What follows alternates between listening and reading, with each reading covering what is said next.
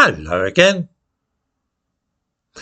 I love watching the way that news stories sweep through the mainstream media like wildfire, catching everybody's attention and causing millions of ordinary people to either tut in disapproval, gasp in horror, smile with pleasure, or glow with self-righteous satisfaction.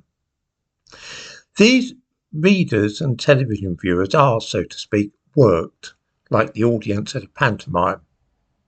They are told when to cheer and when to hiss, when they should be happy and when sad, who to love and whom to hate. It is a marvellous performance and skillfully coordinated by newspapers and television stations working in tandem so that most of us have our views and opinions modelled and shaped without even being aware of what is happening. Often, the news stories themselves are sheer nonsense, just a pack of lies put together to entertain us and tug our heartstrings. Take the supposed genocide of children belonging to the indigenous inhabitants of Canada, which broke in May 2021. The story, as it was related by newspapers and television stations, was of course horribly shocking. At a number of boarding schools where children from indigenous families, what we would at one time have called Indians, were educated in the 20th century, mass graves had been uncovered.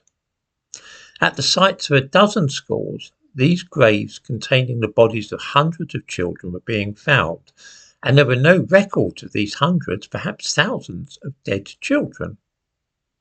Canadian Prime Minister Justin Trudeau swiftly declared that this was evidence of genocide, and he ordered the flags on all government buildings to be flown at half-mast. There was fury against the Catholic Church, which had run these places, and a dozen churches were burned to the ground. The Pope begged forgiveness for the atrocities. This was a secret and shameful page of Canada's history. I am sure that most viewers will remember all this fuss, which was described as Canada's George Floyd moment and an awakening of national consciousness to the wicked and institutionally racist nature of society in that country. Then it all went quiet.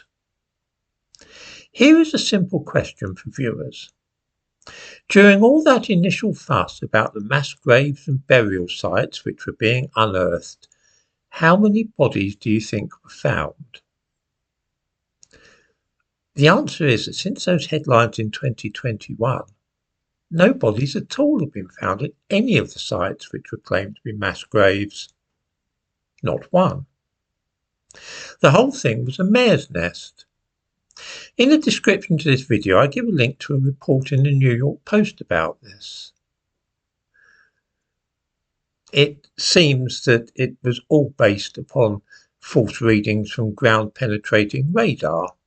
In other words, I hadn't found mass graves containing dead bodies at all, but the ground-penetrating radar showed disturbances in the ground which could have been caused by somebody digging a grave, but it wasn't because there were no dead bodies there.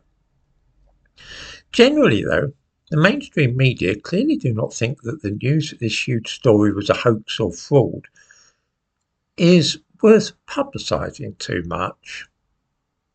The original story fitted in very neatly with the idea that Western society was corrupt and racist, and it was a nice follow-up to the George Floyd case the previous year, so in a sense it served its purpose.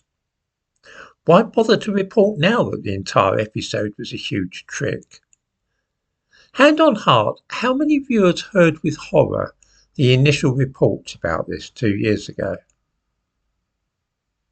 Now, how many had, before I just spoke of it, heard the sequel, that the entire business was fake history and fake news? Does this tell us something useful about the mainstream media, do you think?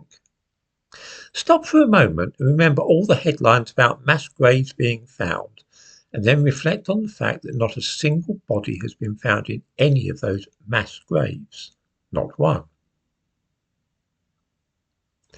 Of course, children did die at those boarding schools, and there were burial grounds near some schools, but this has nothing to do with genocide, and everything to do with the fact that before antibiotics and vaccinations, an awful lot of children died, whether at residential schools or in homes. We have the same thing in London, a mass grave at an orphanage where 600 children and adults connected with the place were buried in the 20th century. This is the Barnardo's Children's Home in Barkingside, East London. They had their own plot in nearby Holy Trinity Church's grounds, where a memorial lists the name of 600 burials in unmarked graves, nearly all of them children from the Barnardo's home. I give a link to this in the description to this video. Whenever we see some big news story in the mainstream media, it is always worth asking ourselves why this is being publicised now, and if there is some motive behind it. That a major news story like the mass graves in Canada should prove to be a complete lot of nonsense, and that newspapers do not feel it right to apologise for misleading their readers, tells us something interesting about the whole process of disseminating news around the world.